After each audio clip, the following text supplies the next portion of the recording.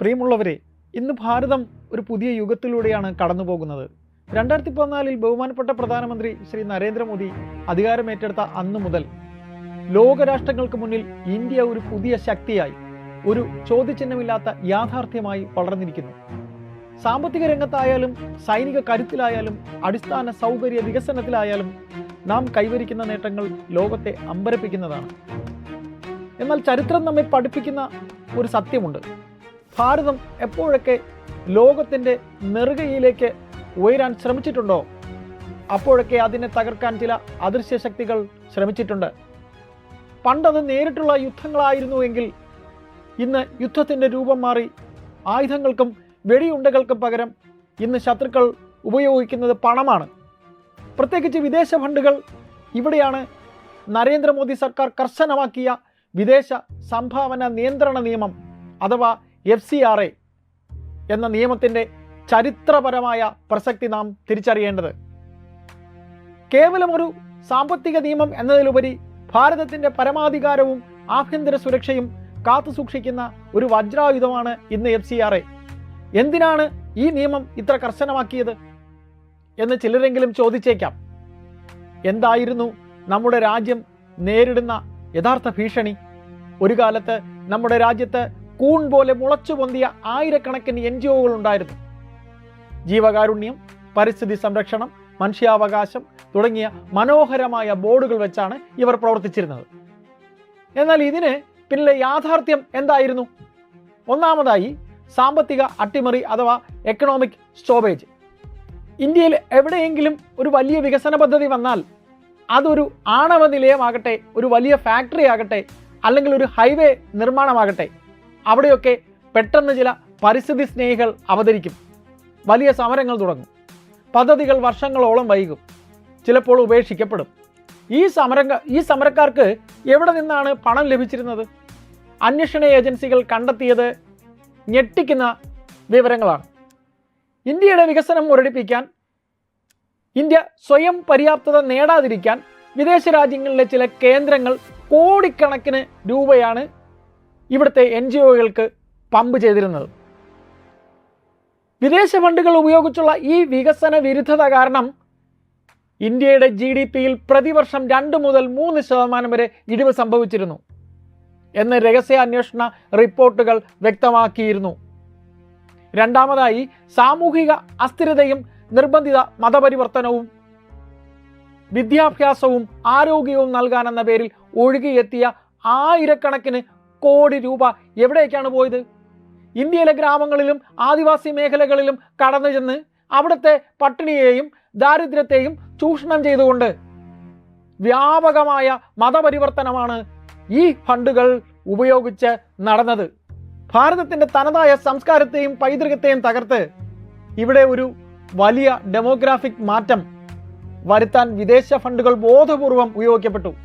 മൂന്നാമതായി ദേശവിരുദ്ധ പ്രവർത്തനങ്ങൾ.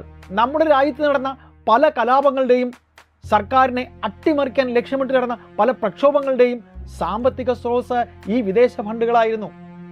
രാജ്യത്തെ അരാജകത്വം സൃഷ്ടിക്കാൻ ശ്രമിക്കുന്ന അർബൻ നക്സലുകൾക്കും തീവ്രവാദ സ്വഭാവമുള്ള സംഘടനകൾക്കും രഹസ്യമായി പണമെത്തിക്കാനുള്ള കുഴലുകളായി ഇത്തരം NGOകൾ മാറി. മുൻകാല സർക്കാരുകൾ വോട്ട് ബാങ്ക് ഭയന്ന് ഇതൊക്കെ കണ്ടില്ലെന്ന് നടിച്ചു. എന്നാൽ 2014 ഒരു മാറ്റം സംഭവിച്ചു. രാഷ്ട്രം ആദ്യം എന്ന ഒറ്റ ലക്ഷ്യത്തോടെ നരേന്ദ്രമോദിയും അമിത്ഷായും അടങ്ങുന്ന നേതൃത്വം ഭരണചക്രം തിരിക്കാൻ തുടങ്ങി. ഇന്ത്യയെ തകർക്കാൻ വിദേശ പണം ഉപയോഗിക്കുന്ന ഈ രാജ്യദ്രോഹികളുടെ നട്ടെല്ലൊടിക്കാൻ അവർ തീരുമാനിച്ചു. അങ്ങനെയാണ് FCRA നിയമത്തിൽ അവർ ചരിത്രപരമായ ഭേദഗതികൾ കൊണ്ടുവന്നത്. എന്തൊക്കെയായിരുന്നു ആ മാറ്റങ്ങൾ? അതിലൊന്ന്, കണക്കില്ലാത്ത പണം ഇനി വരില്ല.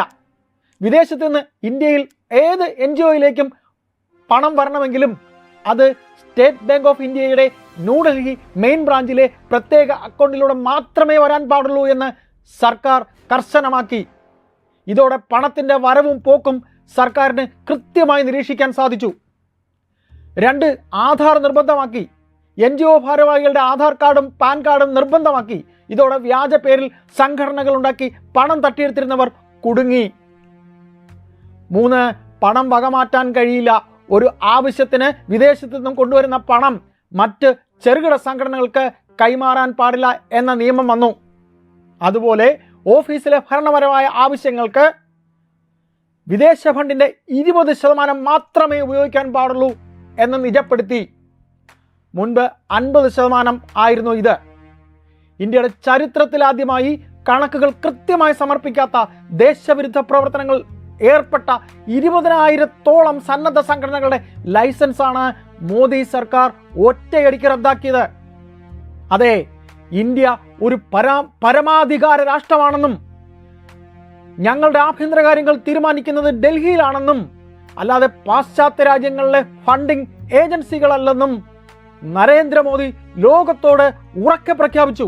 നിയമം കർശനമാക്കിയപ്പോൾ ഇവിടെ ചിലരൊക്കെ അസഹിഷ്ണുതയുടെയും മനുഷ്യാവകാശത്തിൻ്റെയും പേര് പറഞ്ഞ് വലിയ നിലവിളിയുമായി രംഗത്ത് വന്നു. യാഥാർത്ഥ്യത്തിൽ ആർക്കാണ് ഈ നിയമം ബുദ്ധിമുട്ടുണ്ടാക്കിയത്? പാവപ്പെട്ട സാധാരണക്കാരനാണോ? തീർച്ചയായും അല്ല. ഈ നിയമം ബുദ്ധിമുട്ടുണ്ടാക്കിയത് ഇന്ത്യയിലെ ദാരിദ്ര്യം വിറ്റ് കാശാക്കി വിദേശ പണം വാങ്ങി ആഡംബര ജീവിതം നയിച്ചിരുന്ന NGO മാഫിയകൾക്കാണ് ഇത് ബുദ്ധിമുട്ടുണ്ടാക്കിയത്. ഇന്ത്യയിൽ ഒരു വികസനവും നടക്കാൻ പാടില്ല എന്ന് നിർബന്ധമുള്ള പെയ്ഡ് ആക്ടിവിസ്റ്റുകൾക്കും അർബൻ നക്സലുകൾക്കുമാണ് ഇത് ബുദ്ധിമുട്ടുണ്ടാക്കിയത്. കോടിക്കണക്കിന് രൂപ ഇറക്കി ഇന്ത്യയുടെ സംസ്കാരത്തെയും ജനസംഖ്യ ഘടനയെയും അട്ടിമറിക്കാൻ ശ്രമിച്ച മതപരിവർത്തന ലോബികൾക്കാണ് യഥാർത്ഥത്തിൽ അർഹരായവർക്ക് സഹായമെത്തിക്കുന്ന, കൃത്യമായി കണക്കുകൾ സംരക്ഷിക്കുന്ന നല്ല ഉദ്ദേശമുള്ള ഒരു NGOയ്ക്കും മോദി സർക്കാരിൻ്റെ പുതിയ നിയമം ഒരു തടസ്സവുമല്ല. കള്ളന്മാർക്ക് മാത്രമേ വെളിച്ചത്തെ ഭയക്കേണ്ടതുള്ളൂ.